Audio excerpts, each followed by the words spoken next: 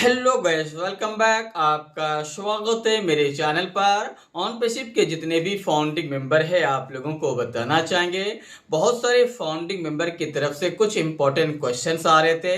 आज हम उन सारे क्वेश्चंस के ऊपर बात करने वाले हैं। साथ ही साथ कुछ ऐसे फाउंडिंग मेंबर है जो ऑन पेसिव को लेकर फ्रस्ट्रेटेड हो चुके हैं या परेशान हो चुके हैं, तो अपने अपलाइन को ब्लेम कर रहे हैं, उनके ऊपर भी बात करने वाले हैं। अगर आप जानना चाहते हैं तो पूरा वीडियो जरूर देखें। उससे पहले आप लोगों से रिक्वेस्ट है कि अगर अभी तक आपने मेरा चैनल को सब्सक्राइब नहीं किया है तो सब्सक्राइब कर लीजिए, और टेलीग्राम चैनल ज्वाइन नहीं किए हैं तो ज्वाइन कर लीजिए। टेलीग्राम चैनल पे आपको सारे के सारे अपडेट मिल जाते हैं। चलिए हम बात कर लेते हैं कि आखिरकार क्या इंपॉर्टेंट मैसेज निकल के सामने आया। उससे पहले हम बात करेंगे कि जो खास करके फाउंडिंग मेंबर ऑन पेसिव से परेशान हो चुके हैं, परेशान होने के बाद अपने विलेजर को, अपने अपलाइन को ब्लेम कर रहे हैं, कसूरवार ठहरा रहे हैं। तो आप लोगों को हम बता दें, अगर आप अपने अपलाइन को ये कहते हैं कि आपकी वजह से 8 से 10 हज़ार रुपया मेरा बर्बाद हो गया, आप मेरा पैसा रिटर्न करवाइए, नहीं तो आपके ऊपर हम जो है केस करेंगे, एफआईआर करेंगे, आपको मतलब एक प्रकार से अपने अपलाइन को या कह सकते हैं विलेजर को धमका रहे हैं। अगर ऐसा कोई भी फाउंडिंग मेंबर कर रहे हैं तो आपको हम बता दें, ढिल्लन सर जी ने स्पष्ट क्लियर कर चुके हैं। ये हम नहीं बता रहे, ढिल्लन सर जी ने स्पष्ट कर दिए हैं। वो कहते हैं कि अगर आप ऑन पेसिव में आए हैं, ऑन पेसिव में अगर आपका विलेजर आप तक मैसेज पहुंचाए हैं और मैसेज पहुंचाने के बाद आप इस प्लेटफॉर्म पर ज्वाइन किए हैं, इस प्लेटफॉर्म पर आप आए हैं,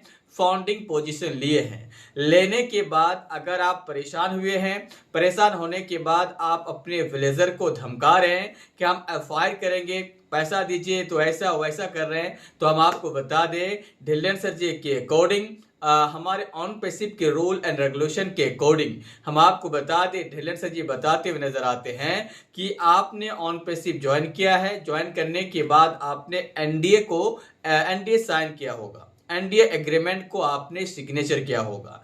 एनडीए को अगर आपने नहीं पढ़ा है तो गौर से पढ़ लीजिए। वहां पे स्पष्ट लिखा हुआ है कि आपका लेना देना आपके विलेजर से कुछ भी नहीं है, ऑल जीरो। मतलब आपका लेना देना आपके विलेजर से नहीं है, बल्कि आपका लेना देना कंपनी से है।